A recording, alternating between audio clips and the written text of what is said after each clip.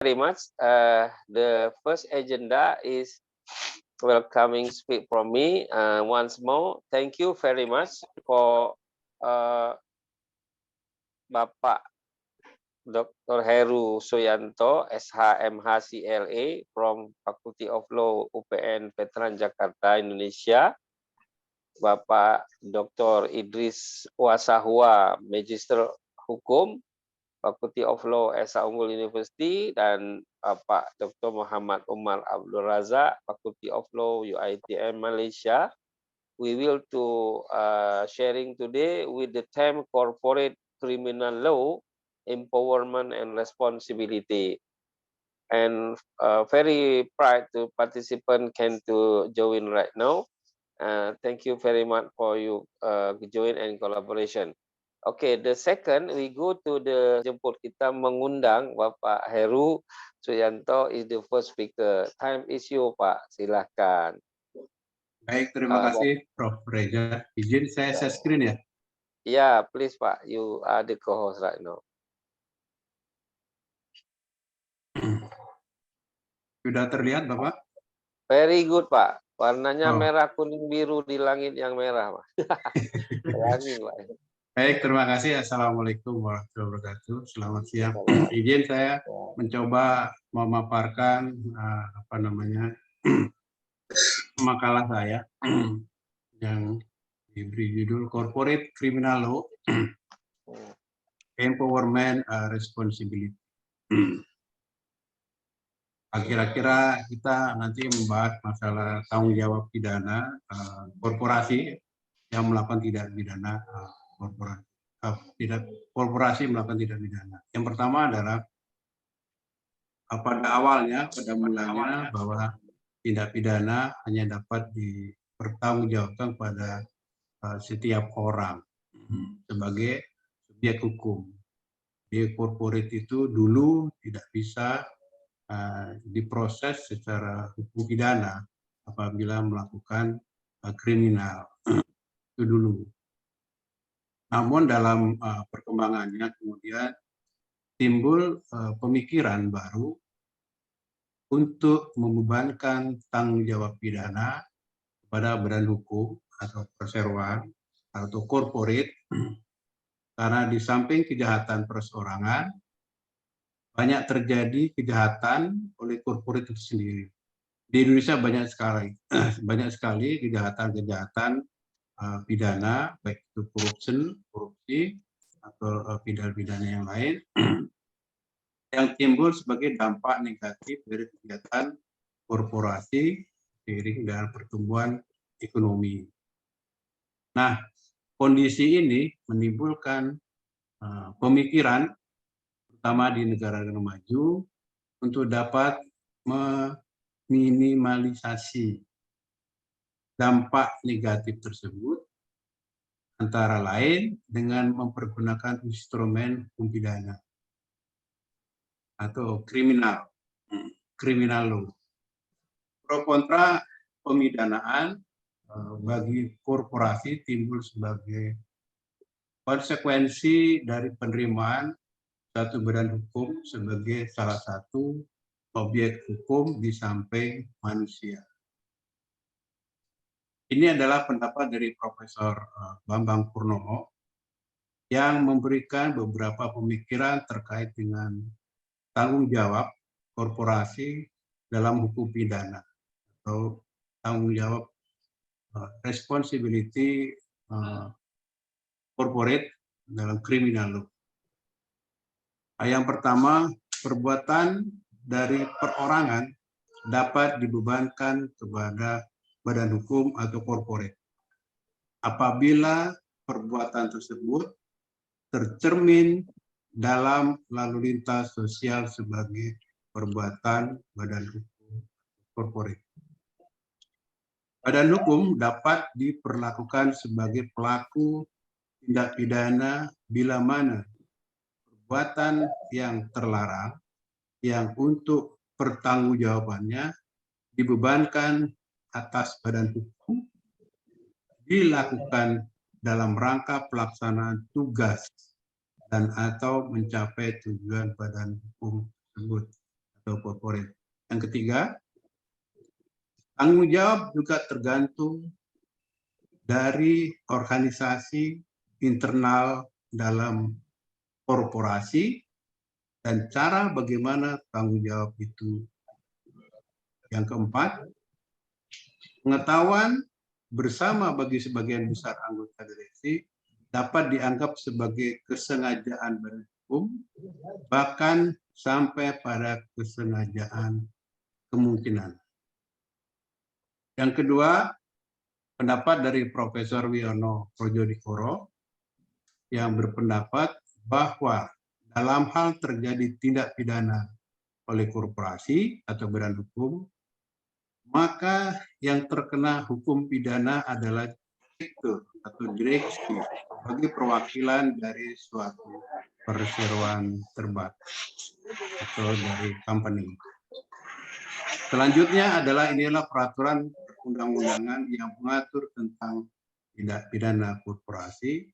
Yang pertama adalah Undang-Undang Nomor 20 Tahun 2001 tentang perubahan atas Undang-Undang Nomor 31 Tahun 1999 tentang Komisi Pemberantasan Korupsi.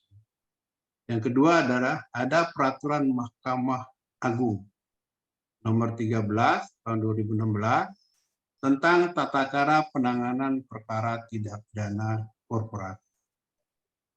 Ini hukum acaranya ini. Yang ketiga, Peraturan Jaksa Agung Nomor 208 Jaksa Agung bulan 10 2014. Nah, ini adalah sumber atau peraturan tentang pidana korporasi. Selanjutnya, ini ada contoh kasus yang ini masih baru, kasus ini sekarang sedang diperiksa oleh Polda Metro atau Polisi Indonesia di Jakarta. Yang pertama tentang kasus gagal ginjal akut pada anak karena obat sirup yang diproduksi oleh PT Yarindo Pharmatama.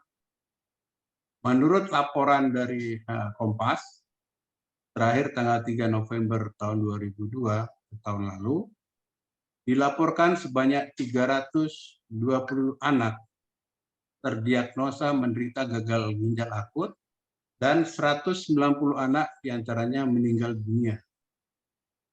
Disebabkan setelah ada penelitian, dikemukakan ada 5 yang dapat menyebabkan gagal ginjal pada anak tersebut, yakni kelainan genetik, ya, atau penyakit bawaan dari lahir sudah sakit, kehilangan darah dalam jumlah besar, dehidrasi luar biasa, infeksi bakteri, virus atau parasit, dan keracunan. Setelah dilakukan tes patologi, pemeriksaan darah, untuk mencari infeksi bakteri sebagaimana yang dicurigai, tim peneliti menyatakan bahwa tidak ada jenis bakteri yang mendominasi pasien.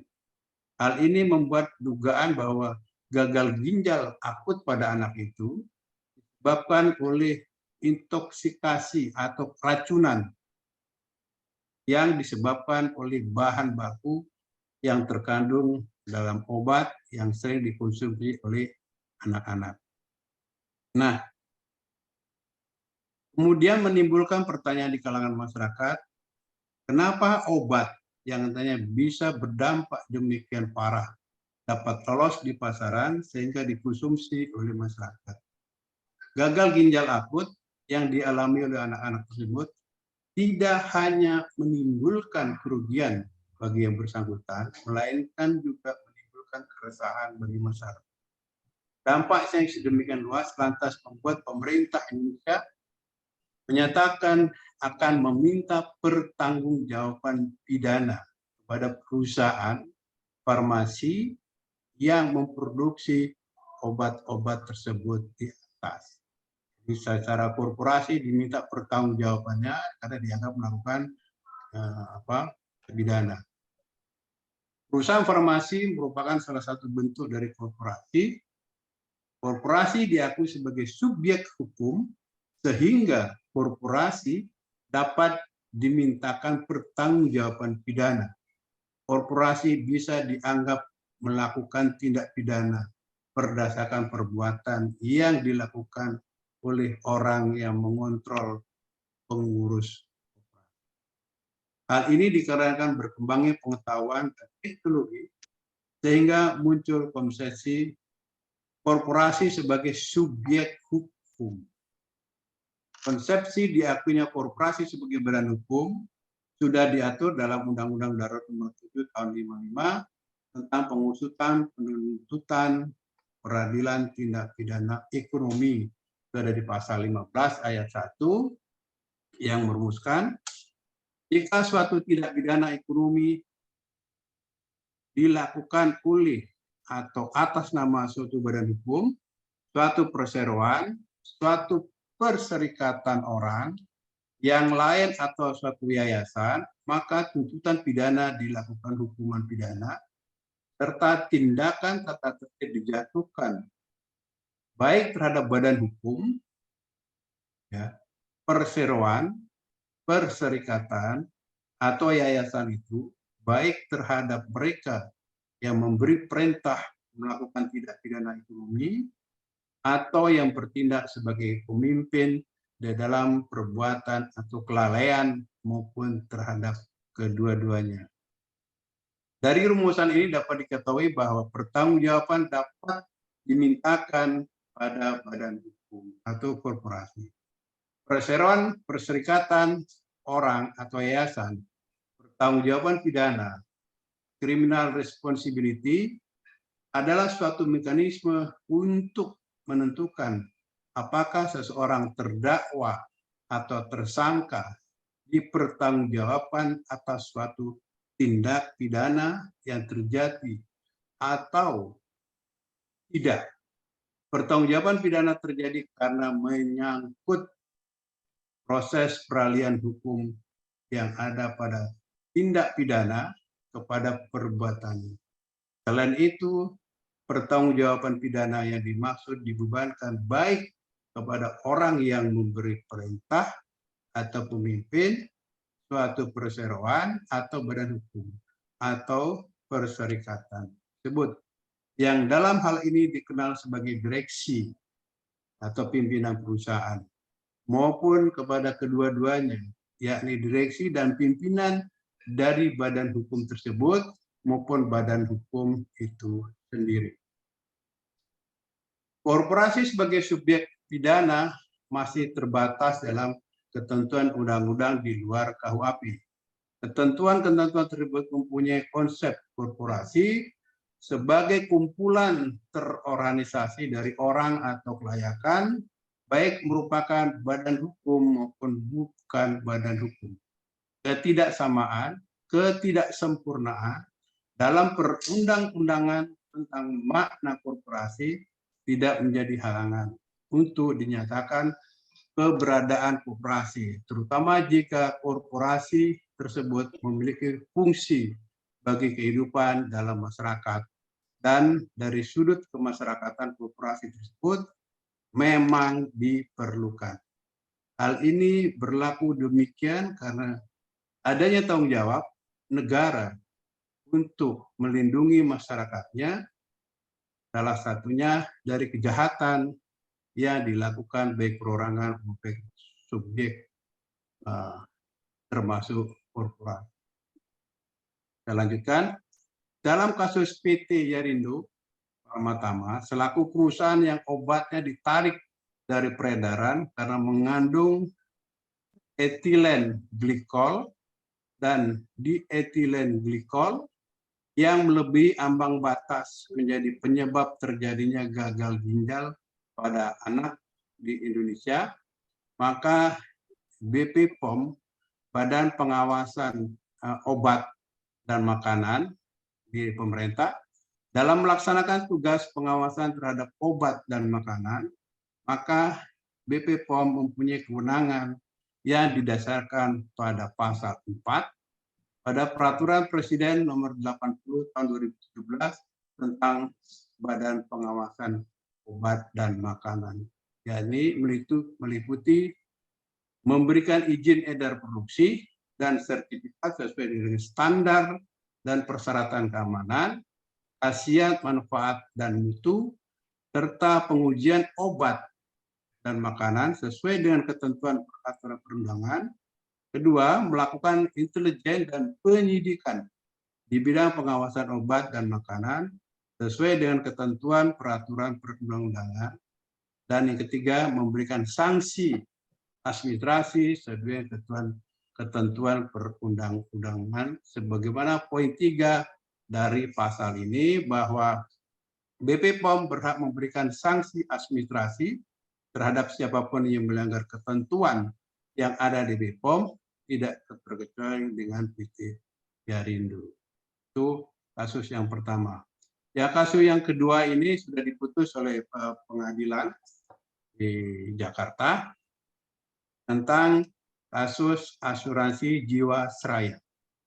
Dalam kasus asuransi Jiwasraya ini menimbulkan kerugian pada berbagai pihak akibat ekuitas perusahaan yang tidak mampu membayar klaim polis asuransi karena investasi asuransi Jiwasraya atau saving plan berdampak merugikan keuangan negara dan masyarakat pemegang polis.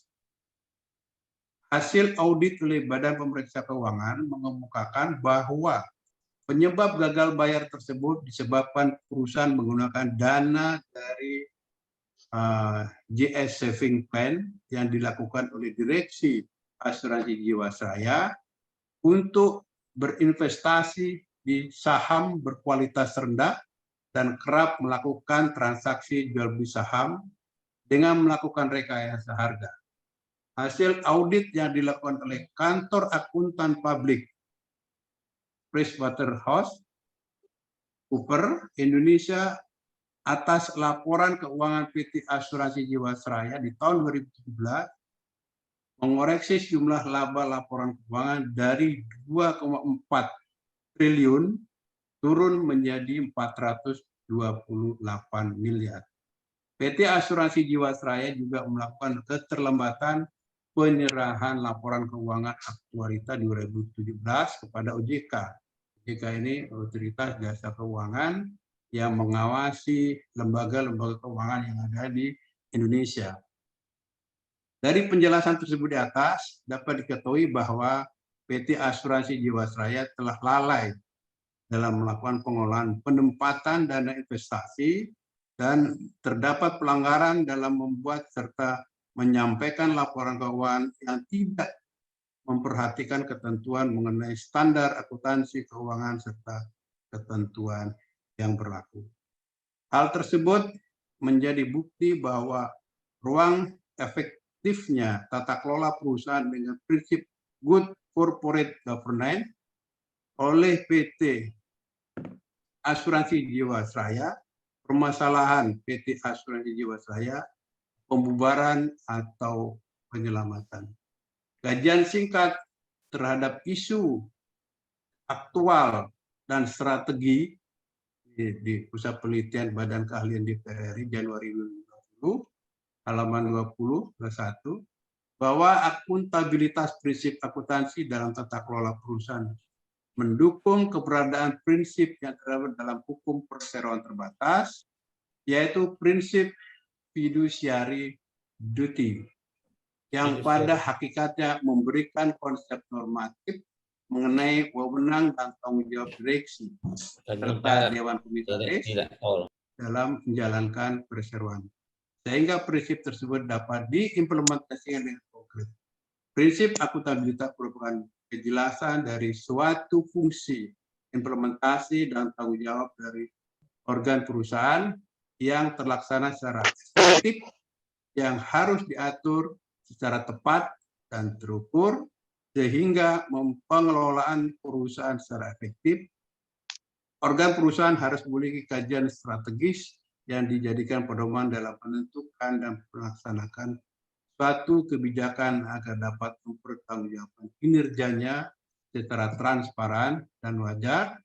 PT Asuransi Jiwasraya dalam melakukan pengelolaan dan penempatan dana yang dititipkan nasabahnya melalui JS Saving Plan untuk berinvestasi. Thank you, terima kasih Prof. Reza. Sekian dari saya. Assalamualaikum warahmatullahi wabarakatuh. Waalaikumsalam. Wow, sangat efektif time, Pak Heru. Thank you very much. Jadi mungkin Cik Umar tadi bisa mendengar bahwa di Indonesia beberapa case yang terkait korporasi, termasuk tadi yang Pak Heru sampaikan yang baru-baru ini terjadi, ya boleh dikata sebuah the big case lah menyangkut insurans yang membuat orang sampai hari ini kalang kabut dan belum dapat bayaran. Oke, nanti kita akan lihat. Ini beberapa pertanyaan sudah ada dalam email, tapi nanti kita akan. Assalamualaikum dan selamat petang di Malaysia dan juga Indonesia. Pertama kali saya ingin mengucapkan terima kasih pada Associate Professor Dr. Syarul Reza juga di atas undangan untuk berkongsi sama rakan-rakan kolaborator di Indonesia berkenaan tentang tajuknya Corporate Criminal Law Empowerment Responsibility. Tapi pada hari ini saya ingin berkongsikan tentang Corporate Criminal Law in Malaysia as an overview, di mana saya akan berkongsikan kepada semua tentang bagaimana Malaysia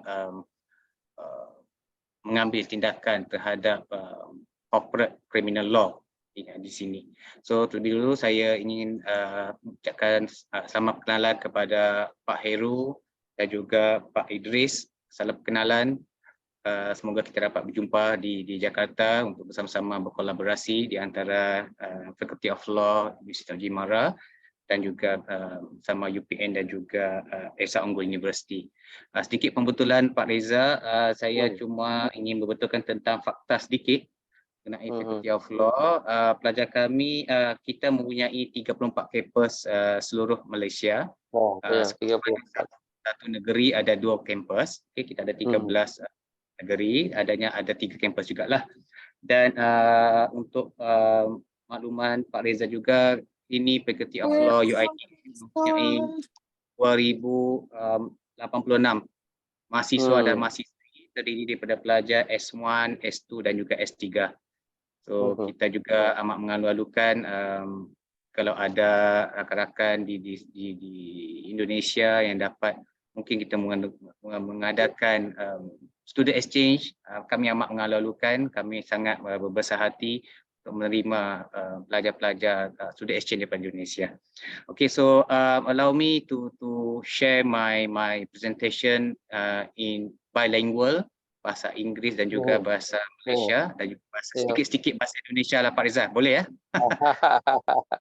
Okay, so, yes, thank you Pak Reza. So this is the outline of my presentation. I will share with you the first on the brief introduction of corporate law in Malaysia, where I'm going to share what is our legal position. I think it's quite similar to Indonesia, and also followed by the corporate criminal law in Malaysia. I'm going to share the challenges as well as a few case studies and conclusion.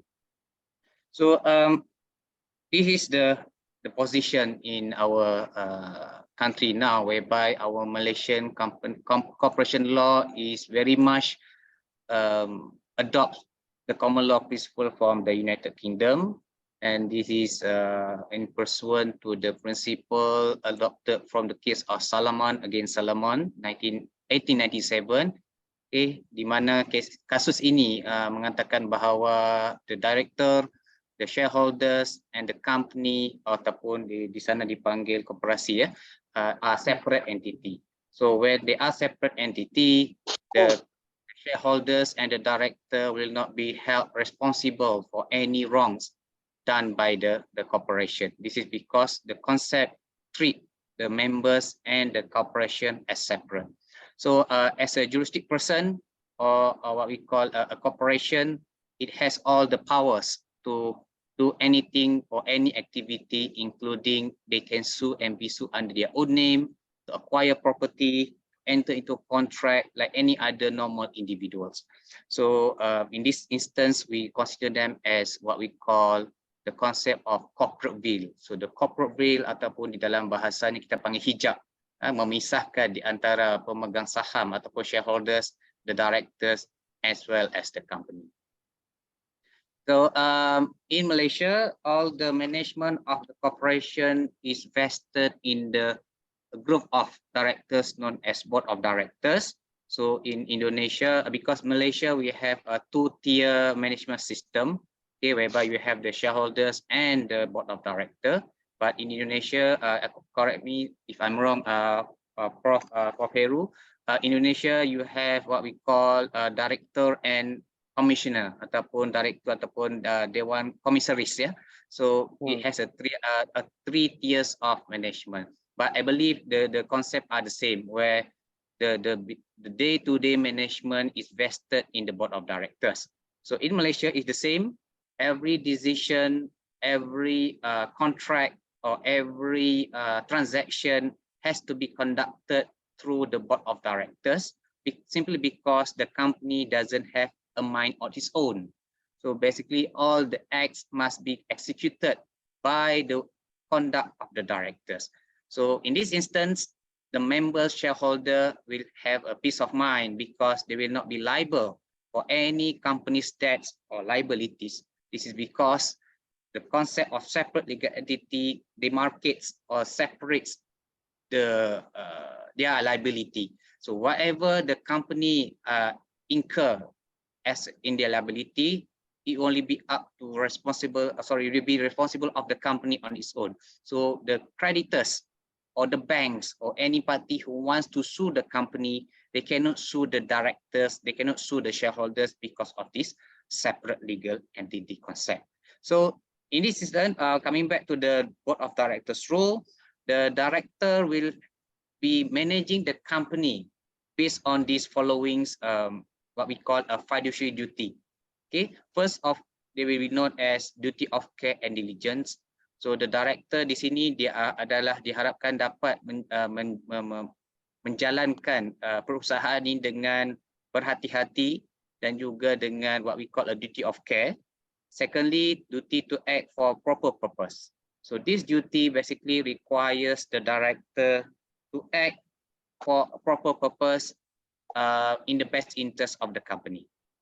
And it's followed by the third duty, which is duty to act in the best interest of the company, meaning that every act, every transaction, everything that they do, the ultimate aim is to benefit the company as a whole and not to any specific or any shareholders.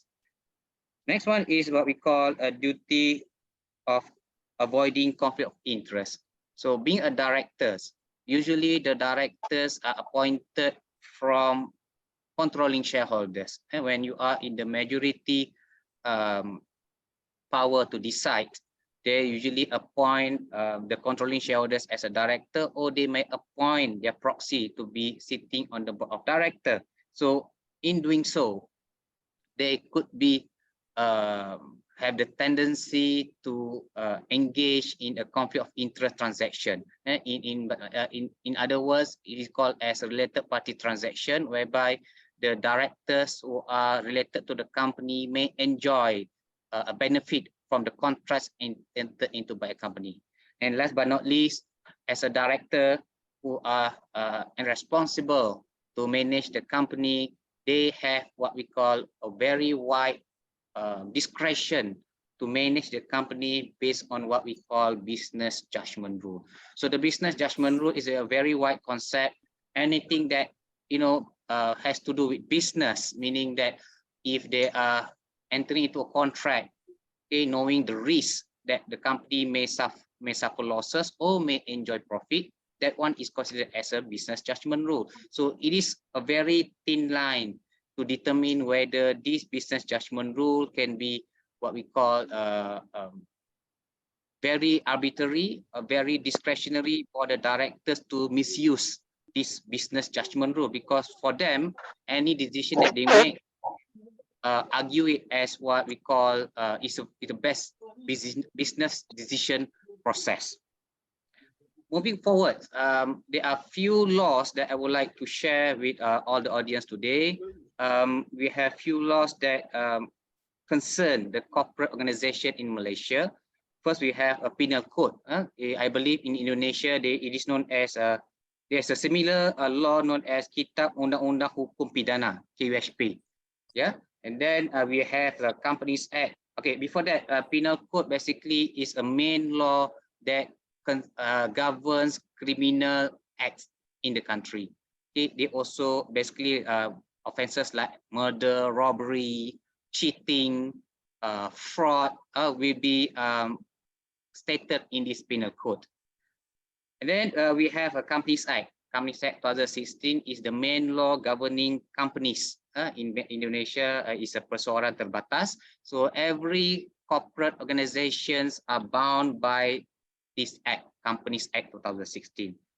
We also have a Limited Liability Partnership Act. Sorry, there's a typo here. It should be Limited Liability Partnership Act 2012. It is a new type of business in Malaysia where it combines both partnership and also corporation as a business vehicle. Yeah, so also considered as a corporate organization. Next is we have a Capital Market and Services Act. This act basically governs the capital market regulation in the country. They also includes public listing of shares in a stock exchange, offering of securities product, and so forth. And then also Security Industry Act, also the same, whereby it is more focused on securities product in the country.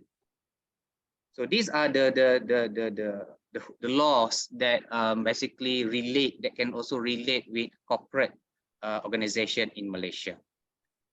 Next, would like to share with all the audience, bapak-bapak, ibu-ibu, berkenaan tentang corporate liability in Malaysia. So criminal liability is a concept that holds the individuals and the corporation responsible for the actions where they violate the criminal law. Because earlier I mentioned that the company and the directors are separate. So under this concept of corporate liability, we have what we call lifting the corporate veil, or we're going to ignore the concept of separate legal entity, whereby under this corporate liability in Malaysia, concept of corporate liability, both corporations and the directors can be held liable, meaning that they are going to be charged in court for whatever offenses as stated in their respective law, and the court will decide who will bear the penalty. But there is an issue of who going to be imprisoned, who going to pay the fine, because obviously we cannot imprison a corporation, because corporation is just a legal entity, is a juristic person. We cannot send the corporation to hanging. In Malaysia, we have a sentence by hanging for any offenses that, for the terrorism. So we cannot send the corporation, because we cannot see the corporation, but we do know that there will be shareholders, there are directors, there are employees, there are agents to this corporation who can be charged and convicted for murder. So in Malaysia, in order to establish the accused person as liable for criminal offense, the prosecution in Malaysia, we have deputy public prosecutor who are going to prosecute the offenders in court. They have to prove two elements or two components to the charge. One is the wrongful act. In Latin, we call it actus reus. And secondly, it has to be accompanied by the mens rea, or the guilty mind. So the actus reus refers to the conduct. So if you are charged for committing fraud or cheating the public, so the prosecution, we have to prove that the person conducted it, or they have committed it, they have done something that can be seen by our own very eyes. And secondly, the mens rea, the intention. The prosecution must prove that the company and the person behind the company has a common intention to commit the crime. So once these two elements are satisfied, dan dipenuhi, makanya the charge, the court akan menjatuhkan hukuman kepada syarikat dan juga pengarah. So So basically, that is a corporate liability as well as on the criminal law aspect. So I've taken the liberty to list down here a few selected law that govern corporate criminal liability in Malaysia. There are a lot more, but untuk hari ini saya mungkin berkongsikan beberapa sahaja undang-undang yang ada di Malaysia. Pertamanya adalah Penal Code. So the Penal Code ataupun di Indonesia KUHP ya. So under section 130T of the Penal Code, this is a provision concerning assisting terrorists. So if the prosecution found that a company or corporation as a person who have assisted a conduct of a terrorist, then the director or anyone, the secretary, the manager or officer of the corporation shall be liable conviction, okay, if he is found guilty by the court. Meaning that, let's say there's a company who have been used as a vehicle to transfer money to the terrorists in Pakistan or in Malaysia or anywhere in the part of the world. So the prosecution, the deputy public prosecutor can use the provision to charge or to bring the company to the court, including the directors or shareholders or managers of the company. So the concept of separate legal entity has now been lifted. Next one is Section 591 and Section 592 of Companies Act 2016. So this provision is concerning the corporation issued a false and misleading statement to the public so that the public will invest their money in the company. So this provision again will be attributed to the company or the corporation, including the shareholders or directors who committed the act. Another provision, Section 38, Section 317A of Capital Market Services Act. This is in relation to capital markets offences. So again, this section talks about the prohibited conduct of officer, okay, who their conduct caused wrongful losses to the company or corporation. Again, the directors and the managers of the corporation can also be found liable for these offences. And few other acts or regulation that I can share with you is another one is a more specific law on managing the terrorists, Anti-Money Laundering Act, Anti-Terrorism Financing and Proceed of Unlawful Act, ataupun dalam bahasa Malaysianya kita selalu panggil AMLATFA.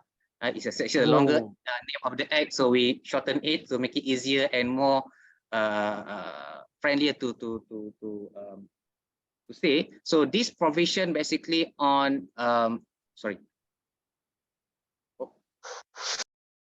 okay, so this is again a specific law on terrorism or any criminal acts in relation to money laundering act. Again, the prosecutor may use this provision to charge or to bring the corporation to court for committing the offences, and the directors, managers, officers, employee of the workers of the corporation can also be found liable under this act. And also, okay, and last but not least, another law that I can share, if I may share, is Section 38B of Companies Commission Act 2001, where if anybody corporate committed any offences under the act, then the directors, the partner, the CEOs, the managers will be also found liable. So these are the among the example of laws in Malaysia where both corporations and the shareholders or the directors can be charged because of the criminal offences. If I may allow me to share the recent development in Malaysia in relation to corruption. Recently, not quite recent, it had been passed in 2020. We have a law called Malaysian Anti-Corruption Commission Act 2009, otherwise known as MACC. So this law is mainly to covers corruption in Malaysia. And for all this why the law has been used to prosecute individuals. So basically when people commit bribe, the prosecutor will bring the individuals to court. However, in 2020, starting 1st June 2020, the Parliament has amended the Act and has included a new provision. The provision is known as Section 17A of the Malaysian Anti-Corruption Commission Act 2009, whereby this section basically will include corporations to be charged in court.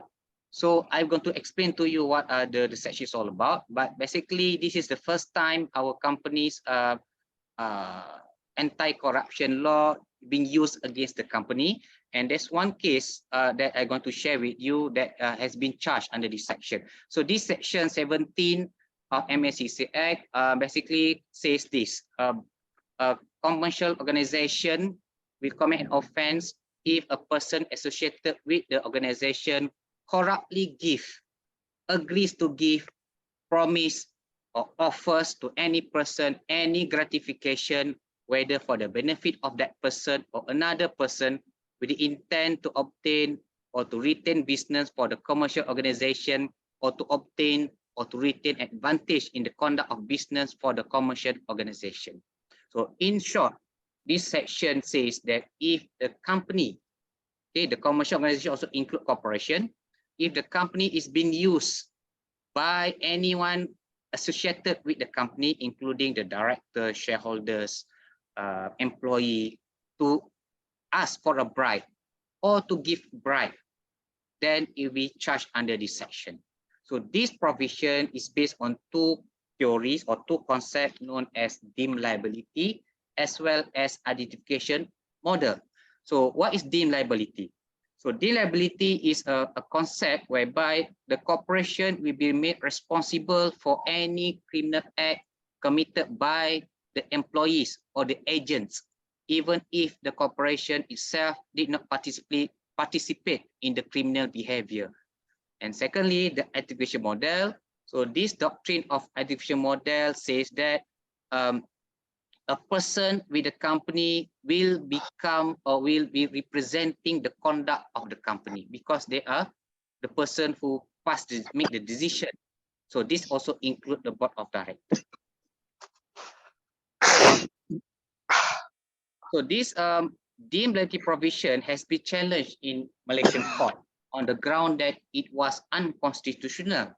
Okay, in the case of public prosecutor against Gan Boon On in 2017, it was argued that the section of 122 of Security Industry Act, which is similar to section 17A of MACC Act earlier, was argued as unconstitutional. Okay, so the provision considered or deemed the company director, CEOs, officer, or any representative of the company to have committed an offense of the company for any wrong. So under SIA, Security Industry Act, basically is a securities law. So the accused person was charged for breaching provision under the Act, and it was committed by the company as well as the directors. So one of the arguments put forward by the accused persons is that this provision is unconstitutional because they cannot charge the person because it was committed by the company. However, the court held that it was constitutional. There's no problem with this provision because what the prosecution need to prove is that the company or the corporation that committed the breaches committed the offense beyond reasonable doubt, and therefore is deemed committed by the directors and officers. So when we talk about empowerment, Pak Reza, I remember the topic is about empowerment responsibility. So I would like to share with the audience today that how do we can empower the company in the sense that how the company can exclude liability from being found guilty under this provision. So if the company was charged in court under this section 17A of MACC Act, the company may raise a defense, or they can argue that it was a defense for the company that the corruption or the bribe was done without the consent or connivance, and that he had exercised due diligence to prevent the commission of the offense. So these are the exceptions to the general rule whereby the company can be found liable or the directors can be found liable for the offense under Section 17A. So as long as he can prove he had taken all the necessary steps to prevent the corruption from occurring. So that is a very subjective defense. The government had actually issued a guideline. Okay, so the guideline has been issued by the what we call a Prime Minister Department on how the commercial organization can prove that he has put in place the adequate procedure to prove that the company was not a part of the bribe, because sometimes the bribery was committed by the employee. The directors, they have no knowledge about the conduct. The CEO doesn't have knowledge. It was committed by the employee, the workers. Okay, so the directors, we have to prove, or the company, we have to prove these 5 elements of a defense. Start with the top level commitment, risk assessment. The company must show that they have undertaken a control measures, and also the systematic review, and last but not least, training and communication. In short, we call it trust, T-R-U-S-T. So this trust concept has to be used by the company to ensure, to prove that they are not a part of this corruption. So in Malaysia, we have few organizations that actually provide mechanism how the company can employ this trust concept. Okay, one of them is Institute Integrity Malaysia. They do provide trainings to corporation by helping them to draft internal procedure, how they want to protect the company. So these are the things that the company must show to the court to show that the companies are not responsible. The company was not a part of the corruption. Mereka tidak mengambil langsung bahagian dalam sebarang perbuatan yang melibatkan korupsi. So for your information, since the passing of Section 17A of MACC's Act regarding the corporate corruption, there has only been one case so far. Okay, so the case was involving a company known as Pristine Offshore Sdn Bhd. Okay, this case was first brought to court in 2021, and this was the case where the company, Pristine Offshore Sdn Bhd, was accused to give bribery to another company, CEO Dilium Prima Sdn Bhd, amounting to 300,000 ringgit to secure a contract from Petronas, because Dilium is a subcontractor to Petronas. So Pristine wanted to ensure that they can also have the chance to get a contract from Petronas. So they bribed the company. So if the company was found guilty, then the directors also will be deemed to have committed the offense, and therefore the directors will be vicariously liable, or together will be found liable to with the company for this offense. So for this case, it's still ongoing. We do not know what is the outcome. So we hope that we can, the case can be decided soon, so that we have a more clearer picture on how this section can be applied. But for information, this section basically is based from the UK law, UK Bribery Act, Section 7. So it's the same, whereby both company as well as the directors can be found liable for the corruption. If I may share other case that also takes place in other part of the world. Okay, for example, in Siemens AG case in 2008, the company was sued by the prosecutor for a bribery. To again, same reason, to secure contract from few governments, and the company was not convicted, but there was a settlement, okay, between the prosecutor. And then Rolls-Royce also the same. It was also charged for bribery, and again they also finished with a settlement, and same with Airbus. So these cases basically the prosecutor was not able to convict them because they entered into what we call a deferred prosecution arrangement, DPA. and whereby instead of finding the court find them guilty, they have somehow negotiated a settlement. So I think they require another forum to share on this, but this is how it works in other jurisdictions. Okay, last but not least, I would like to share the challenges of enforcing corporate criminal liability law in Malaysia.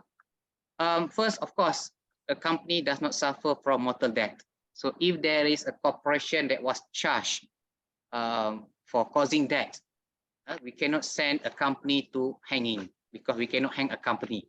Yeah, so that is one of the concern or the issues in this corporate criminal liability law. And then for some companies, imposing fine is just another cost for them to incur. So they will be willingly or happily pay for the fine, and they can repeat the same offenses in the future. I think this is what happened to some of companies in Malaysia when they were charged for committing environmental offenses, for example, discharging contaminants to the river, or they make an open burning which cause haze. So they will be in charge and they'll be required to pay fines. And then next time they're going to commit the same offenses all over again, because to them it's just another cost to bear, and they could enjoy more profit. So for that, it's not an issue. And again, similar to hanging a company, okay, we cannot send them to jail. So this is based on the concept of lex non cogit and impossibilita, whereby the law cannot foresee the impossible. So that is why some of the directors brazenly ataupun dengan beraninya melanggar undang-undang di Malaysia, because they know the one going to responsible is the company. They will not lose a cent. They are going to enjoy their benefit as salary as director, but for them, it's company we just to commit the offences again. In conclusion, dear ladies and gentlemen, the corporate law, criminal law in Malaysia is still developing and expanding. We are looking forward for more corruption cases to be brought under Section 17A of MACC Act, so that we have more clearer picture on how it can be applicable in our local context, and also as to for company, okay, for them to empower themselves or to avoid or to mitigate the risk from being charged for corruption. The commercial organization, especially the corporation, must establish a framework or internal regulation or internal anti-corruption mechanism to mitigate the bribery risk. And last but not least, the communication is very important between the company and the employee to avoid any act that can be deemed as a corruption or anything that could open the opportunity for them to commit bribe. So with that, I end my presentation. Thank you. I will field any question during Q&A session. Thank you, Pak Reza. Over to you. Okay, very good time management, and there is some question right now for you, but I will to read after the third speaker sharing. Can you stop your screen first? Okay, Pak Idris sebagai speaker ketiga, tanpa membuang masa lagi, kami terus mengundang Bapak. Dipersilakan. Oke, very clear screen Pak, sangat jelas corporate criminal law in mining industry. Baik, thank you very much, Pak Prof. Tengku Syahrul. Pak Muhammad Umar, Pak Heru, and the others. First, I would like to thank you again for asking me to joining on this first session. Namun demikian, as I have stated before that I'm using Indonesian because no problem. It will. No problem. I think it will be smoother and faster, yeah, than using English because we have a short time. Okay. Judulnya adalah Corporate Criminal Law in Mining Industry. Tadi sudah banyak diurai secara general terkait dengan hukum pidana korporasi secara umum, dan secara spesifik beberapa hal tadi sudah disampaikan juga. Saya mungkin akan lebih agak spesifik kaitannya dengan konteks kejahatan atau tindak pidana korporasi di bidang industri pertambangan. Karena Yep. itu perspektif terhadap tema ini saya menggunakan perspektif kejahatan berdimensi baru atau new dimension criminality dan kebijakan hukum pidana. Nah, dengan kata lain, bagaimana cara pandang atau kejahatan korporasi di bidang pertambangan itu bisa dilihat dari aspek kejahatan berdimensi baru dan kebijakan hukum pidana. Nah, ini outline-nya secara garis besar, pengantar kejahatan korporasi dalam kegiatan pertambangan dan problematika penegakan hukumnya, kemudian kebijakan pidana terhadap tindak pidana korporasi dalam kegiatan pertambangan di Indonesia, dan terakhir adalah beberapa kritik ya dan saran. Nah, yang pertama, Bapak Ibu sekalian, ladies and gentlemen, saya kira karena ini kita bicara soal topiknya lebih spesifik terkait dengan pertambangan, kita tahu bahwa sumber daya alam, salah satunya tambang, itu merupakan kekayaan yang sangat luar biasa dianugerahi oleh Tuhan Allah Subhanahu wa taala. Untuk apa? Untuk dimanfaatkan demi kemaslahatan atau kemakmuran umat manusia. Di Konstitusi Indonesia sendiri, di Undang-Undang Dasar 1945, pasal 33 ayat 3, itu disebutkan bahwa bumi dan air dan segala apa yang terkandung di dalamnya itu dikuasai oleh negara dan dipergunakan atau dimanfaatkan sebesar-besarnya untuk kemakmuran rakyat. Nah, karena itu dalam kaitan dengan upaya pemanfaatan sumber daya alam itu, negara tentu melalui berbagai regulasi memberikan kewenangan, otoriti, baik kepada perorangan ataupun kepada korporasi untuk mengeksplorasi ya dan eksploitasi sumber daya alam secara khusus pertambangan. Nah, karena itu peran strategis korporasi di bidang pertambangan ini saya kira cukup signifikan sekali, terutama dalam kaitan dengan peningkatan perekonomian suatu negara. Dan ini menjadi salah satu sumber utama juga ya pendapatan negara. Sektor pertambangan itu memberikan kontribusi juga yang signifikan dalam kaitan dengan pemasukan keuangan negara. Nah, namun demikian Bapak Ibu sekalian, tentu korporasi untuk mendapatkan keuntungan saya kira itu sesuatu yang legal, sah-sah saja, tidak ada masalah. Namun demikian menjadi problemanya adalah ketika upaya mencari keuntungan itu kadangkala mendorong korporasi untuk melakukan tindak pidana. Ya. Karena saking semangatnya mencari keuntungan melalui kegiatan pertambangan tadi, sehingga seringkali korporasi itu didorong ya untuk melakukan pelanggaran-pelanggaran baik administratif dan salah satunya adalah pelanggaran hukum pidana dalam kegiatan pertambangan yang dilakukannya. Nah, karena itu dan itu tidak sedikit menimbulkan implikasi negatif yang multidimensional yang tidak saja berdampak buruk terhadap individu ataupun kelompok masyarakat tertentu, namun dalam kasus-kasus tertentu dampaknya itu sangat serius dan meluas ya, bisa menjangkau seluruh aspek kehidupan masyarakat.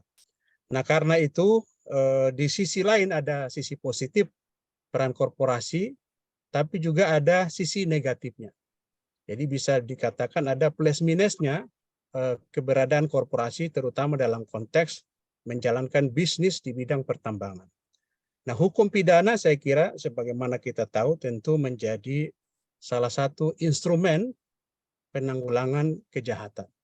Nah, karena itu dalam rangka untuk menanggulangi kejahatan khususnya di bidang pertambangan secara spesifik lagi jika dilakukan oleh korporasi, maka diatur beberapa aturan di dalam undang-undang yang memang memberikan sanksi pidana terhadap korporasi yang melakukan perbuatan-perbuatan yang memang dikualifikasi sebagai suatu perbuatan pidana.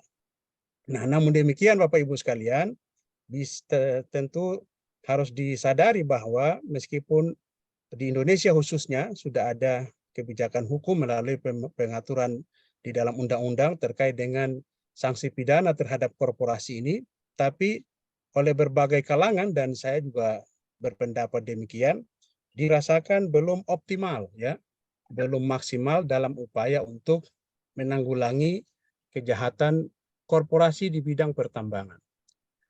Nah, kalau kita lihat karena begitu peran pentingnya korporasi ini bisa dilihat di tabel ini, itu hampir 9, ada data dari WALHI ini Wahana Lingkungan Hidup ya, The Environment Organization di Indonesia, itu menyatakan bahwa 94,8% lahan di Indonesia itu dikuasai oleh korporasi. Tentu ini angka yang signifikan ya, bukan angka yang kecil. Dengan lahan yang begitu luas dikuasai oleh korporasi itu akan sangat berbahaya kalau kemudian korporasi dalam penguasaannya terhadap lahan yang demikian banyak itu, terutama dalam melakukan aktivitas pertambangan itu tidak dilakukan secara baik ya, terutama sesuai dengan regulasi atau aturan hukum yang ada. Nah, yang kedua kejahatan korporasi dalam kegiatan pertambangan dan problematika penegakan hukumnya. Nah, ini ada satu ungkapan yang saya kira ini bisa dibenarkan secara empirik ya. Ada satu ungkapan dari Koordinator Jaringan Tambang atau JATAM. Dia mengatakan bahwa di mana ada tambang artinya di mana ada kegiatan pertambangan, di situ ada penderitaan warga. Dan di mana ada tambang, di situ ada kerusakan lingkungan. Nah, ini saya kira bukan ungkapan yang tidak ada dasarnya, ini pasti beranjak dari fakta-fakta empirik dan saya kira secara pemberitaan banyak bisa kita saksikan terkait dengan dampak negatif ya, selain ada sisi positifnya tadi, tapi itu sisi-sisi lain dampak negatif daripada kegiatan pertambangan yang dilakukan oleh korporasi.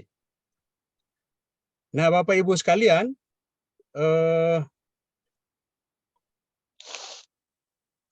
dimensi kejahatan korporasi dalam usaha pertambangan. Nah, kalau kita bicara kejahatan, khususnya kalau dalam pendekatan yuridis ya, tindak pidana di bidang pertambangan yang dilakukan oleh korporasi, sebetulnya itu tidak saja berkaitan dengan pelanggaran hukum pidana terhadap regulasi di bidang pertambangan. Nah, kegiatan korporasi di bidang pertambangan itu pada kenyataannya itu bisa melanggar dimensi-dimensi hukum pidana yang lain yang terdapat di dalam undang-undang di luar undang-undang bidang pertambangan.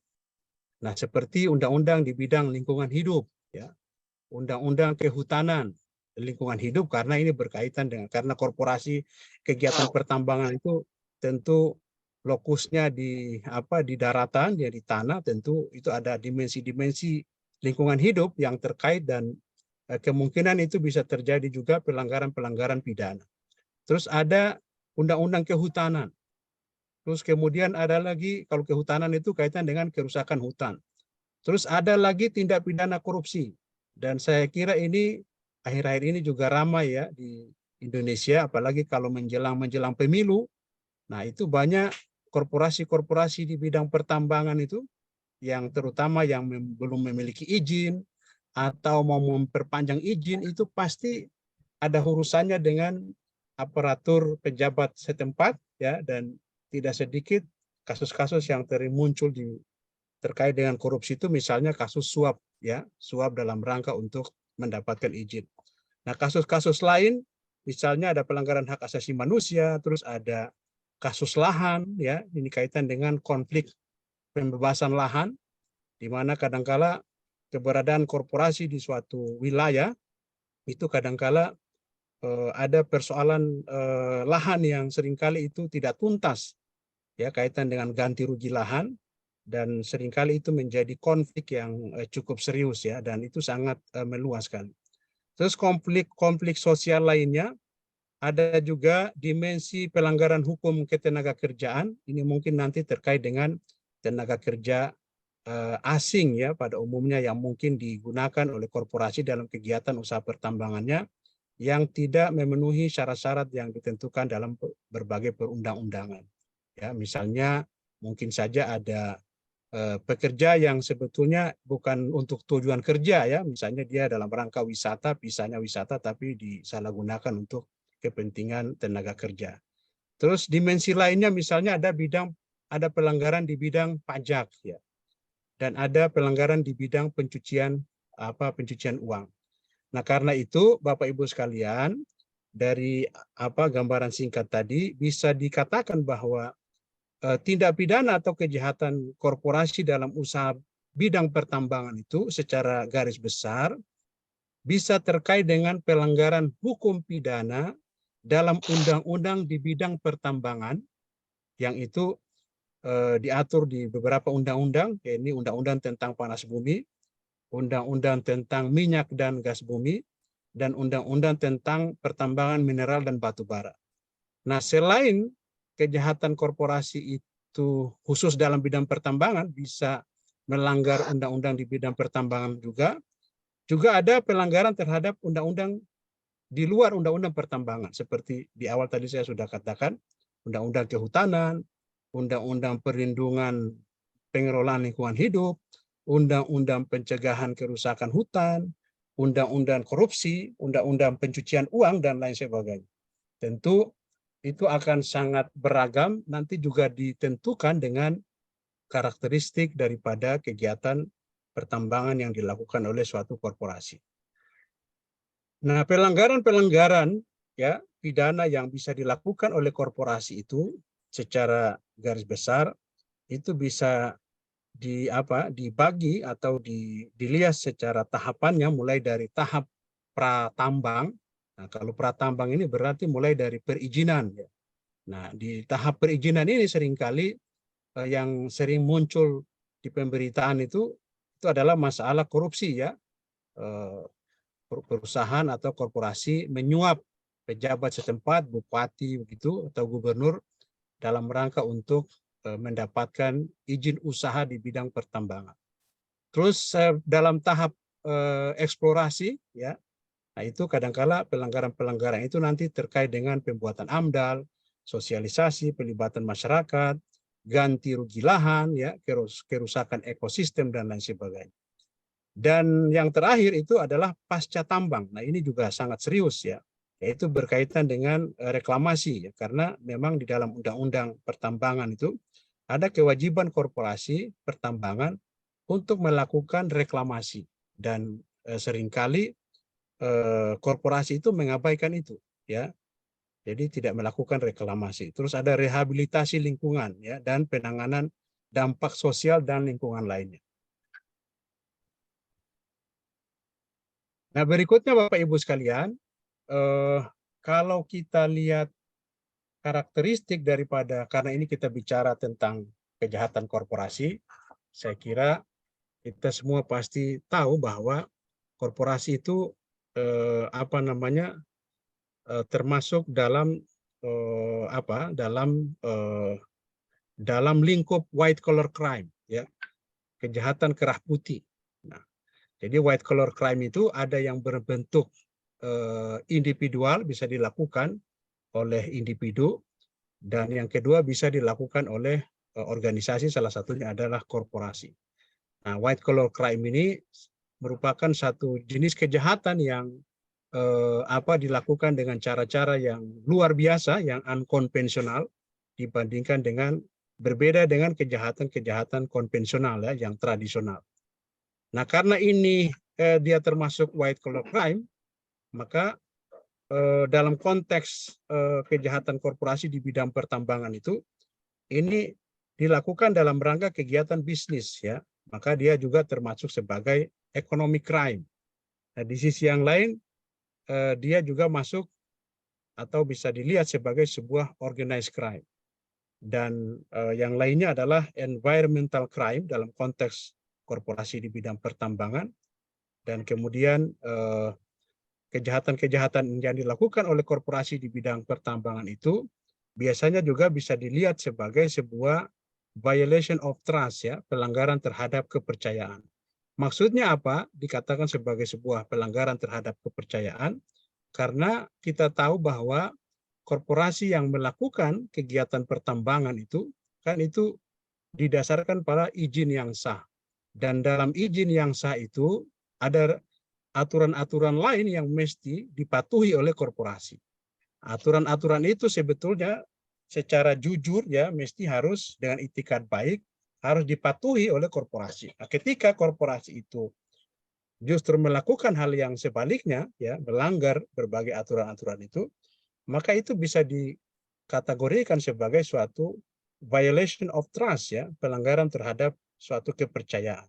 Sehingga korporasi yang tadinya diharapkan keberadaannya cukup signifikan, positif dalam rangka meningkatkan ekonomi masyarakat, ekonomi negara tadi, nah justru bisa yang terjadi sebaliknya.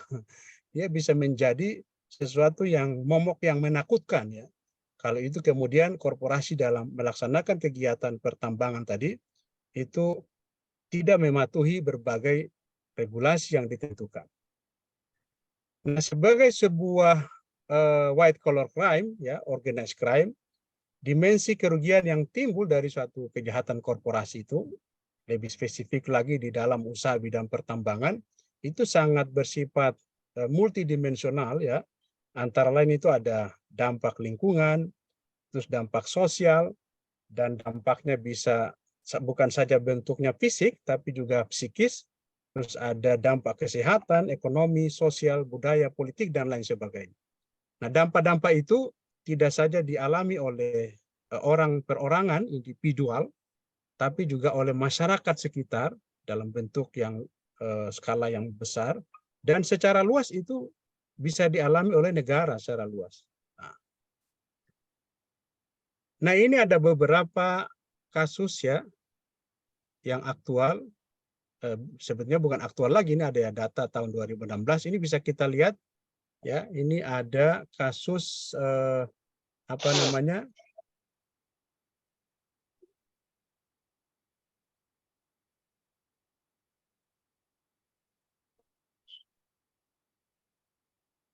nah ini di bidang ini ada data dari ICW itu Indonesian Corruption Watch ya, salah satu NGO di bidang yang bergerak di bidang pemberantasan korupsi. Menurut data ICW itu tahun 2019 ya, meskipun kasusnya sedikit, korporasi korupsi di bidang pertambangan itu menimbulkan nilai kerugian negara yang cukup besar. Nah, ini sesuatu yang tentu sangat miris ya. Jadi meskipun angkanya kecil, kasusnya sedikit, tapi nilai kerugiannya itu sangat besar, 5,9 triliun dibandingkan dengan kerugian negara di sektor-sektor non korporasi, non tambang ya. Misalnya transportasi itu hanya 434,3 miliar, itu yang paling gede ya. Nah, di bawahnya ada pemerintahan ya, 135,1 miliar dan seterusnya. Nah, terus ini ada kaitan dengan pelanggaran pidana di bidang korupsi tadi, suap tadi dalam usaha kegiatan pertambangan. Itu ada kasus tahun 2016, KPK pernah menetapkan seorang gubernur ya di Sulawesi Tenggara diduga menerima suap lebih dari 60 miliar terkait dengan pemberian izin usaha pertambangan. Nah, ini korporasi nih, PT Anugrah Harisma Barokah. Nah, namanya bagus banget sebetulnya ini, Harisma Barokah ya. Tapi ini bukan membawa keberkahan sebetulnya, tapi malah membawa malapetaka ya. Nah, ini saya kira Pak Syahrul, kalau Bapak sering ke Indonesia, terutama kalau terbang di wilayah-wilayah Kalimantan, saya sering melihat itu potret alam Indonesia seperti ini ya. Itu pernah di daerah Kalimantan, wilayah mana saya lupa, ketika saya ada sidang di Kalimantan Selatan, itu jauh sekali itu areal pertambangan yang pasca tambang tidak dilakukan reklamasi dan kondisinya hampir sama seperti ini ya. Dan setelah kegiatan pertambangan selesai, korporasi itu ya tidak tahu lari kemana ya, dan akhirnya kan meninggalkan jejak ya seperti ini yang tentu berdampak serius ya terhadap lingkungan masyarakat sekitar. Karena itu tidak heran kemudian kalau beberapa waktu lalu sering terjadi banjir bandang ya di beberapa wilayah, khususnya di Kalimantan. Dan ada yang menyebutkan, meneliti bahwa itu salah satu faktor pemicu utamanya itu adalah akibat daripada kerusakan tidak dilakukannya reklamasi oleh korporasi tambang pasca kegiatan pertambangan. Nah, ini ada data dari jaringan tambang Jatam. Tahun 2020 itu ada sebanyak 3.092 lubang tambang yang tidak direklamasi di Indonesia. Nah, ini tentu sesuatu yang miris sekali. Nah, lubang tambang yang 3.092 itu mengakibatkan korban total sejak 2014 sampai dengan 2020 sebanyak 168. Ini korban yang meninggal ya. Nah, terus lubang tambang ada 814 tidak direklamasi di Kalimantan Selatan. Ini di Kalimantan Selatan ada 814. Kalau 3.092 lubang ini di Indonesia secara keseluruhan ya. Nah, tentu kalau kita belum tahu lagi itu lubang itu kira-kira angkanya berapa hektar itu kan. Nah, itu pasti kalau perlu penelitian itu akan lebih menarik ya. Dan saya kira kita kalau melihat gambar ini pasti sudah kita bayangkan ya kalau terjadi, apalagi kalau ini tidak jauh dari lingkungan penduduk ya, kita sudah pasti bayangkan kalau nanti terjadi hujan ya, itu dampaknya cukup serius ya. Oke, terhadap tinggal lingkungan 3-4 masyarakat. menit lagi, Pak.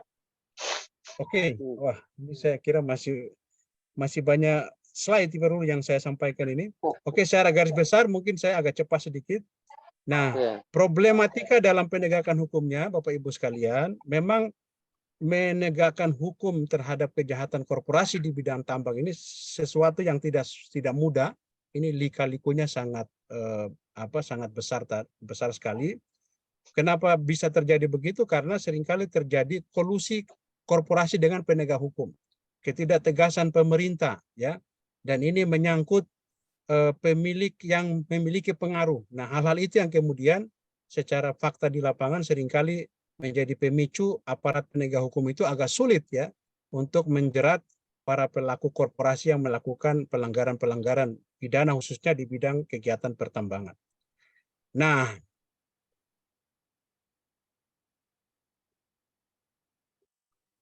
Nah, selanjutnya kita ingin melihat bagaimana kebijakan hukum pidana terhadap korporasi di bidang pertambangan di Indonesia. Tadi Pak Umar saya kira secara general sudah mendeskripsikan bagaimana aturan hukum pidana korporasi di Malaysia. Kalau ini saya lebih spesifik terkait dengan korporasi dalam bidang pertambangan.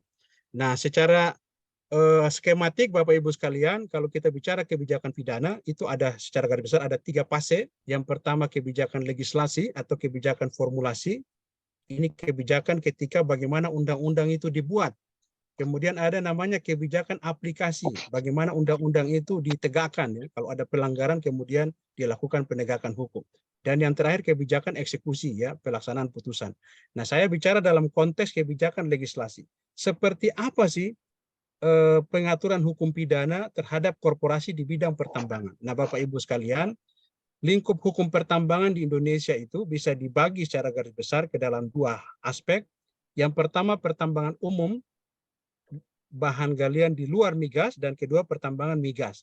Nah, khusus pertambangan migas ini, minyak dan bumi, itu diatur di Undang-Undang Nomor 22 Tahun 2011 tentang migas.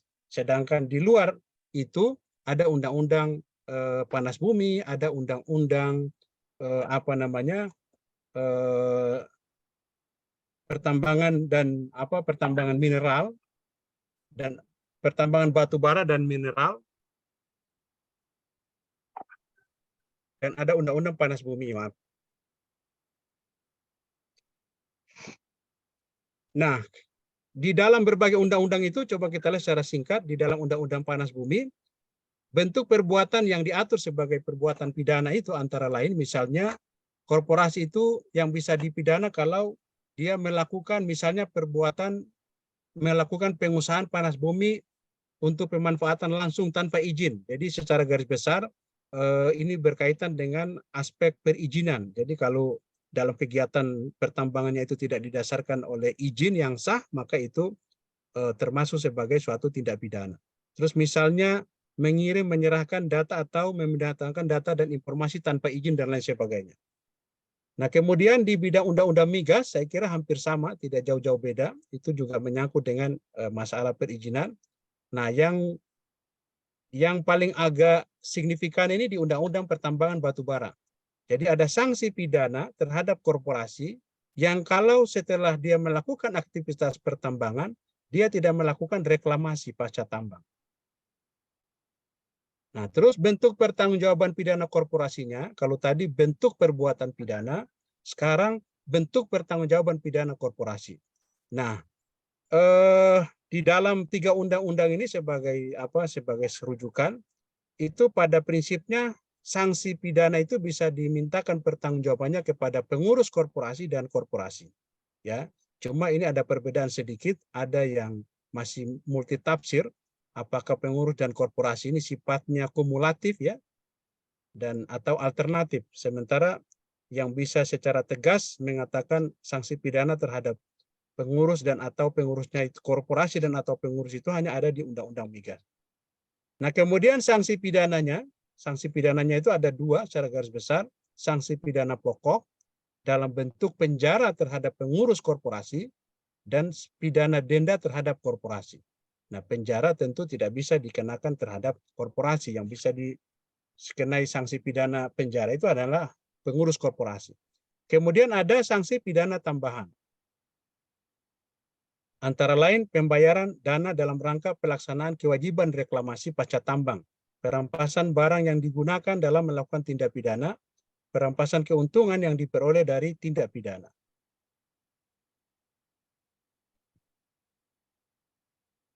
Nah, sebagai kesimpulan, kritik dan saran saya dari apa yang saya kemukakan tadi, ada beberapa hal yang sebagai evaluasi menurut hemat saya.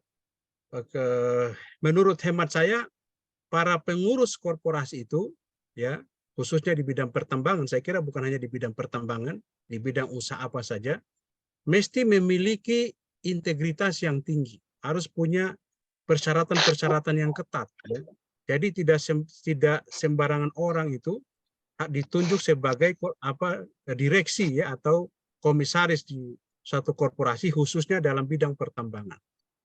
Nah, kenapa demikian? Karena tadi saya kira sekilas disampaikan oleh Pak Umar juga bahwa akibat salah kelola tata kelola korporasi tadi, terutama di bidang pertambangan, oleh pengurus korporasi itu bisa berdampak cukup serius ya terhadap lingkungan masyarakat dan negara secara luas. Karena itu pengurus korporasi termasuk manajemennya itu harus betul-betul orang yang punya kompetensi dan punya kapabilitas moral yang cukup tinggi sekali. Nah, kemudian sebagai sebagai saran ke depan ya perlu ada pembaharuan kebijakan pidana terkait dengan hukum pidana korporasi di bidang pertambangan ini. Yang pertama dari sisi reformulasi kebijakan dari sisi kriminalisasi atau kualifikasi perbuatannya itu perlu ada kualifikasi terhadap perbuatan-perbuatan lain sebagai tindak pidana. Ya, misalnya dalam beberapa kasus sering kita lihat ada korporasi yang ketika melakukan kegiatan pertambangan itu belum menyelesaikan urusan ganti rugi kepada masyarakat. Dan seringkali itu memicu terjadinya konflik. Nah, mungkin bisa dipertimbangkan ke depan oleh regulasi oleh pengambil kebijakan untuk bisa menjadikan itu sebagai suatu bentuk perbuatan pidana. Nah, kemudian dari sisi pertanggungjawaban pidana, nah, yang ada sekarang itu kan pertanggungjawaban pidana terhadap korporasi dan pengurus itu kan bersifat alternatif. Alternatif itu artinya terhadap tindak pidana korporasi di bidang pertambangan itu sanksi pidana pertanggungjawaban pidananya itu bisa hanya dikenakan terhadap pengurus korporasi atau terhadap korporasi. Nah, saya berpendapat ini supaya ada pembaruan ke depan perlu ada pengaturan yang sifatnya kumulatif, jadi dikenakan sekaligus. Nah, jadi korporasinya dihukum sekaligus juga dengan pengurus korporasinya. Nah, terus yang terakhir dari sisi sanksi, nah itu perlu ada beberapa sanksi pidana tambahan yang saya kira sangat signifikan dampaknya. Misalnya tadi kewajiban korporasi untuk melakukan reklamasi pasca tambang tadi itu kan di dalam undang-undang hanya disebut sebagai pidana tambahan. Nah, saya kira ini mesti harus dinaikkan menjadi pidana pokok, bukan sebagai pidana tambahan. Karena kalau pidana tambahan itu di Indonesia itu sifatnya opsional ya, bisa dikenakan dan tidak, itu tergantung putusan hakim. Dan yang terakhir saya kira bisa juga digunakan pendekatan restoratif justice, tentu penerapannya harus secara kasuistis. Jadi tidak semua kejahatan korporasi itu dikenai diproses dengan mekanisme restoratif justice, tapi bisa dilakukan secara kasuistis. Saya kira itu Pak Syahrul. Thank you. Terima kasih atas kesempatannya. Baik. Saya kembalikan ke Pak Syahrul. Baik, thank you Pak. Very good presentation. Boleh di stop Pak screen-nya? Shut down please. Nah, Oke, sebentar Pak. ada di bagian bawah stop. Iya. Ya, kita pergi terus ke question answer. Ini ada sejumlah pertanyaan sudah masuk di email saya untuk ketiga-tiga speaker. Saya baca saja masing-masing 2 orang sajalah untuk waktunya terbatas. Ini pertama untuk Pak Heru dari Farhan. Menarik sekali presentasi Pak Heru menyangkut corporate criminal law. Saya ingin bertanya begini Pak. Oleh karena korporasi terdiri dari elemen komisaris dan CEO dan eksekutif, maka apabila tindak pidana terjadi, siapa yang harus bertanggung jawab? Apakah eksekutif saja atau juga secara bersama-sama dengan komisaris? Bagaimana di Indonesia hal ini? Itu satu pertanyaan dari Farhan. Kemudian dari Yanto, belum lama ini, lebih kurang 2-3 tahun yang lalu, ada perusahaan yang dipidana karena masalah penyiapan lahan dengan cara pembakaran ilalang dan rumput dan sebagainya, yang kemudian telah diproses di pengadilan, tetapi kita melihat sepertinya negara sangat lemah di dalam hal kejahatan korporasi lingkungan ini. Bagaimana pandangan Bapak terhadap kasus di atas? Adakah ini sebuah kelemahan hukum kita? Itu pertanyaan nomor 2 ya. Kemudian sekarang pertanyaan kepada Encik Umar. Ini dia tanya dalam bahasa Indonesia. Hope you paham. Kalau tidak saya bagi tahu dalam bahasa Malay nanti ya. Pertama dari Viani ini. Very interesting sharing Dr. Umar. I get new experience from your presentation. Oke.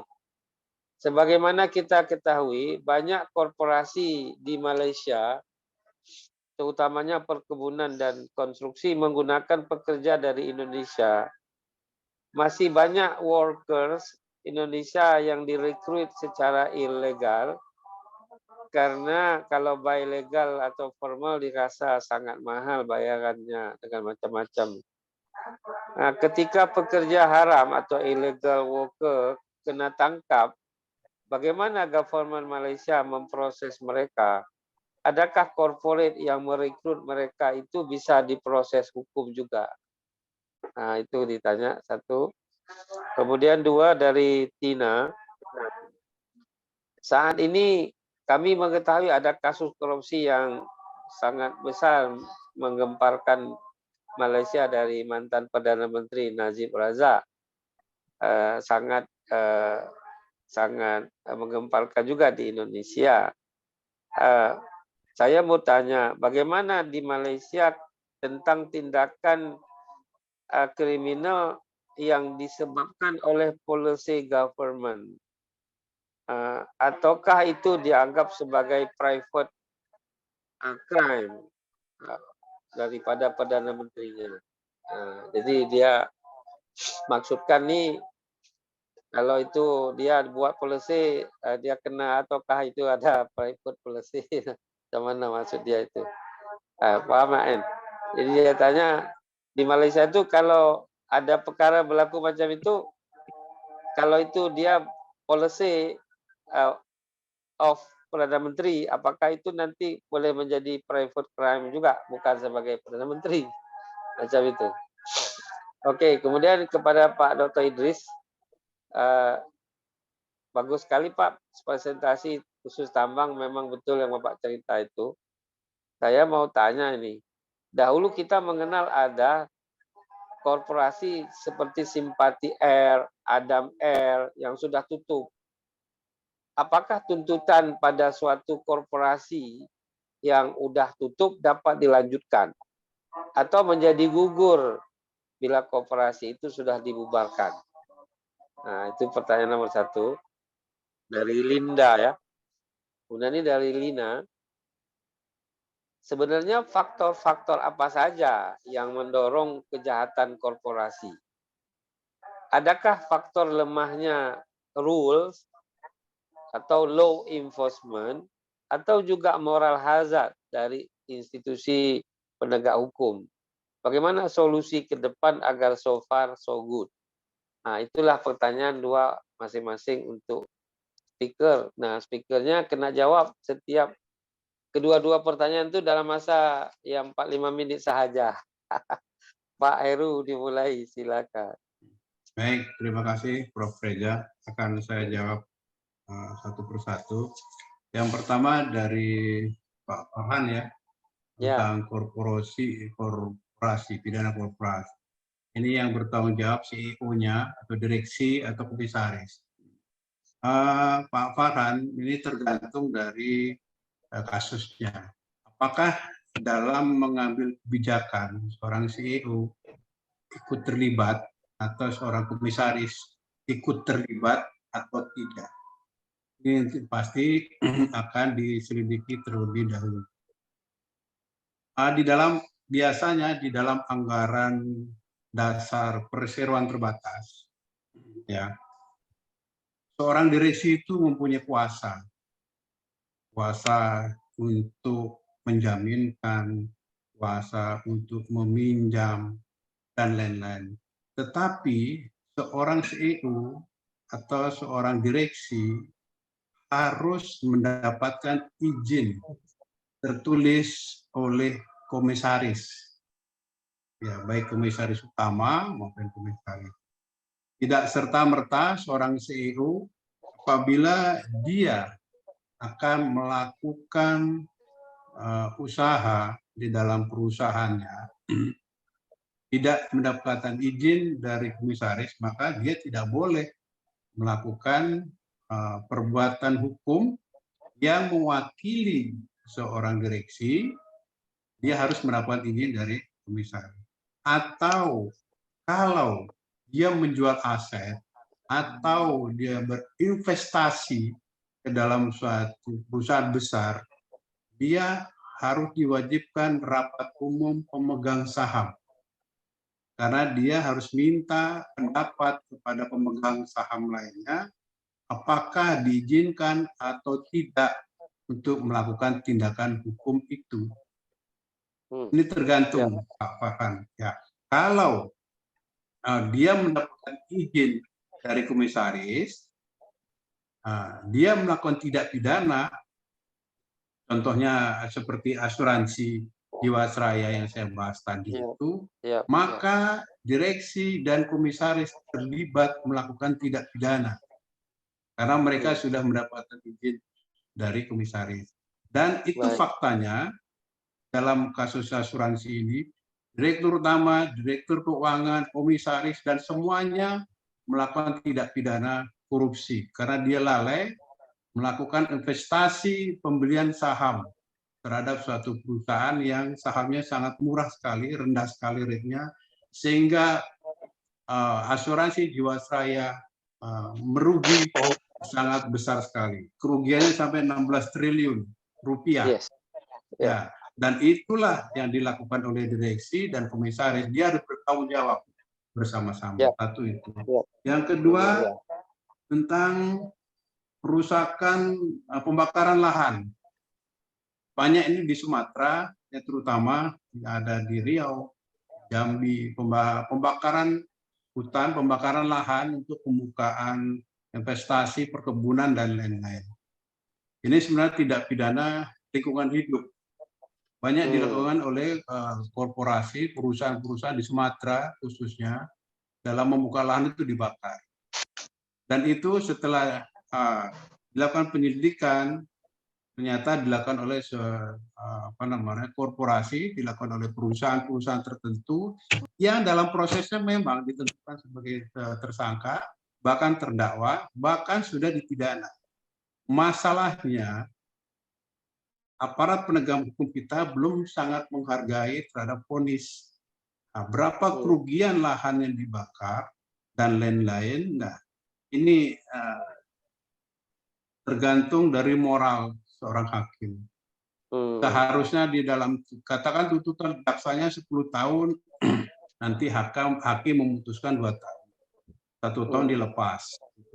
Nah, banyak teman-teman LSM itu mengkritisi, ini hakim dengan mudah sekali meringankan hukuman para pelaku tindak pidana lingkungan hidup yang dilakukan oleh korporasi. Harusnya tidak boleh seperti itu. Ini merugikan masyarakat, merugikan negara, merugikan bangsa.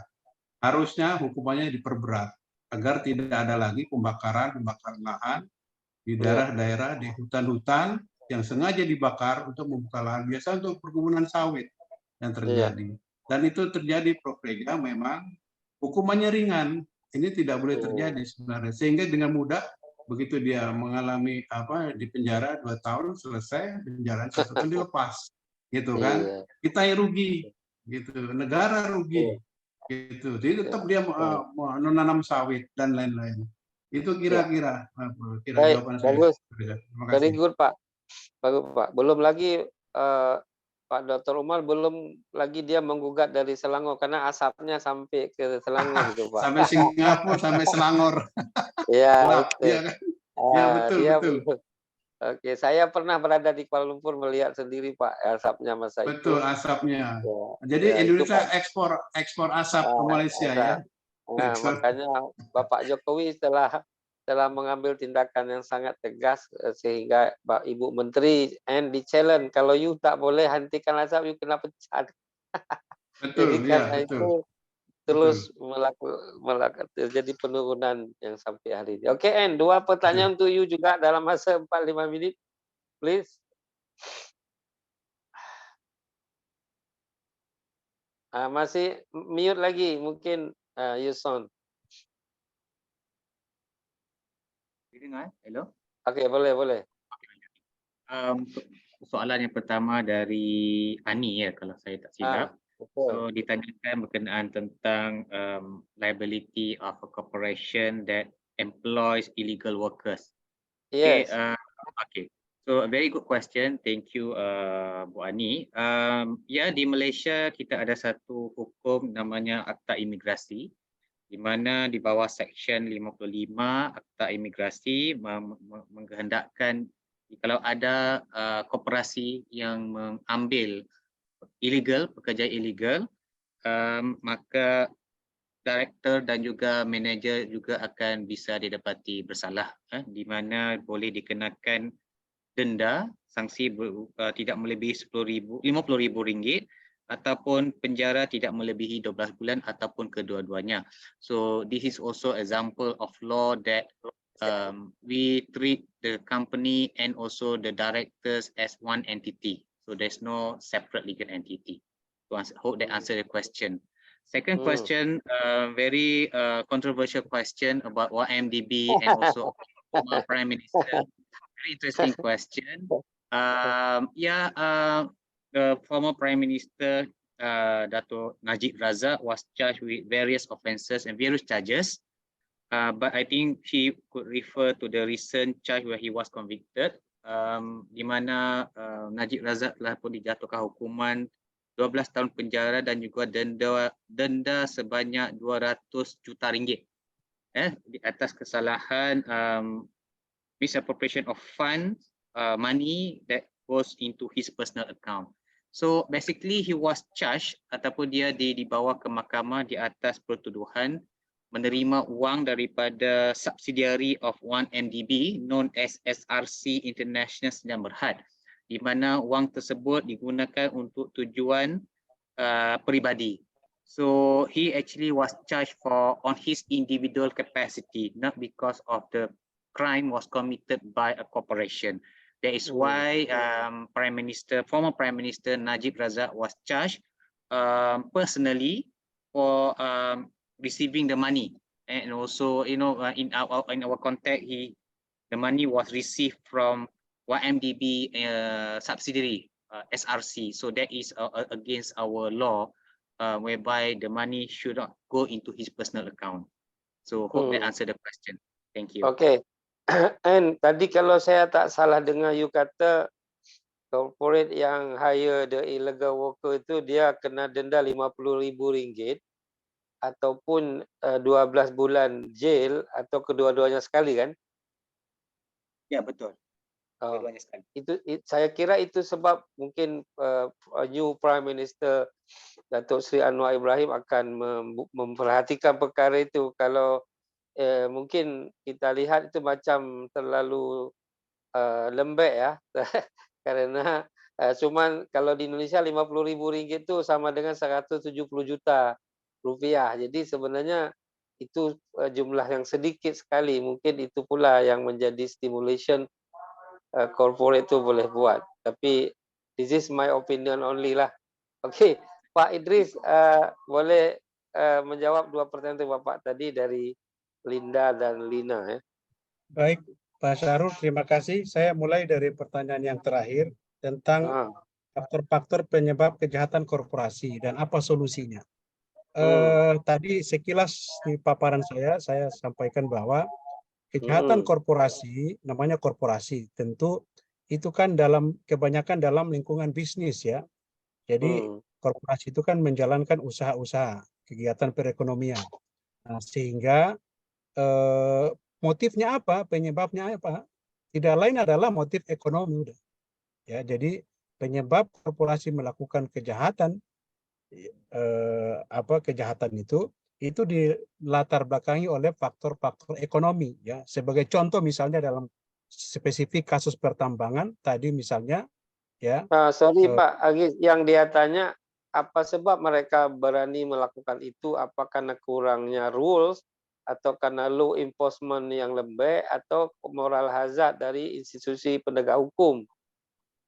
Ya.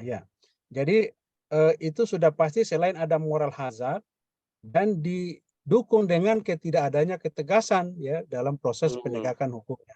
Saya kira itu orang melakukan kejahatan itu kan udah pasti ya, itu udah moral hazard. Nah, tapi kenapa itu terus bisa terjadi? Ya bisa jadi juga karena tadi ketidaktegasan aparat penegak hukum ya, dan menegakkan hukum. Nah, karena itu memang perlu ada pembenahan. Terus yang kedua terkait dengan kalau korporasi sudah bubar tadi, nah ini secara regulatif memang ini juga masih menimbulkan polemik, tapi bisa dilihat dari dua aspek. Pertama, tuntutan secara pidana dan perdata. Kalau secara perdata, kalau korporasinya sudah bubar, tentu tidak bisa lagi dituntut korporasinya karena korporasinya sudah bubar ya. Nah, tapi kasuistis tergantung nanti kalau korporasi yang sudah bubar itu misalnya pengurusnya itu melakukan perbuatan melawan hukum, maka para pengurusnya itu bisa dituntut secara pribadi. Nah, meskipun korporasinya bubar, ya misalnya dia melakukan suatu perbuatan yang berakibat kerugian keperdataan dan itu didasarkan pada adanya perbuatan melawan hukum, ya yang dilakukan oleh pengurus misalnya, itu bisa dituntut secara personal ya, secara pribadi. Nah, baik. Terus kalau ya, saya kira itu Pak Syahrul. Ya, baik. Jadi bisa kedua-duanya lihat dari case-nya macam mana Pak ya. Oke. Thank you Pak. Ini sebelum kita keluar. Baik, terima kasih. Nah, saya berharap di Indonesia tidak ada lagi korporasi ini melanggar tindak pidana, baik itu korupsi, lingkungan, tambang, dan lain-lain. Karena itu sangat membuat masyarakat lebih sengsara, membuat masyarakat susah hidup. Baik pertambangan terutama apa yang disampaikan Pak Dr. Idris itu betul. Pencemaran lingkungan dan lain-lain, corruption itu luar biasa, extraordinary. Semua extraordinary, termasuk tambang itu juga extraordinary. Dan pemerintah ini darurat, harus segera menghentikan perbuatan tidak pidana dilakukan oleh korporasi. Saya kira itu, Prof. Reza. Terima kasih. Baik, terima kasih Pak. Jangan lupa nanti saya akan beri nomor Bapak pada Pak Idris maupun Pak Umar supaya bisa komunikasi. Oh, siap. Terima kasih. Okay. Siap. Ya, and Umar, please, what you want to talk the closing remark? Tadi betul nggak Salim itu? Betul lah, Tuk Salim. Sudah meninggal ya orangnya ya. Almarhum sudah ya. Eh, Okay, sebagai penutup, saya ingin membuat sedikit kesimpulan ataupun konklusi di mana corporate crime law in Malaysia is becoming more robust or more active in prosecuting the corporations. Ini adalah kerana telah banyak kejahatan ataupun offences in financial and also environmental, and the numbers are increasing. Corporations are getting more greedy, so they will commit all the offences. And we hope that the new government, unity government in Malaysia under the leadership of Prime Minister Anwar Ibrahim, could review the existing law to actually address the issue of corporate crime liability in Malaysia, especially in corruption. I think I would like to relate what Pak Idris has mentioned earlier, the weak regulation by the pemerintah also contribute to the problem in environmental, in mining cases. So I think that is all from me. Thank you, Pak Reza. Ya, you are welcome. Pak Idris, short closing. Baik, Silakan, terima waktu 2 kasih menit. Pak Reza. Melanjutkan apa yang disampaikan oleh Pak Heru tadi, tentu kita sama tahu bahwa dampak negatif daripada kejahatan korporasi di bidang pertambangan ini sangat sangat besar sekali, dan itu yang akan berdampak serius terhadap kelangsungan lingkungan hidup kita, salah satunya. Nah, karena itu yang sangat disayangkan justru masyarakat yang mestinya itu menjadi fokus untuk pembenahan kita, justru ini sebaliknya, bahkan yang sering melakukan itu adalah aparatur penegak hukum, sehingga memang ini harus ada semacam kesadaran hukum yang masif ya terhadap penegak hukum kita dalam kaitan dengan upaya ketegasan dalam menanggulangi kejahatan korporasi dalam usaha bidang pertambangan ini. Saya kira itu, Pak Reza. Wah, very good closing remark from all the speaker. Kita akan berangsur-angsur lift secara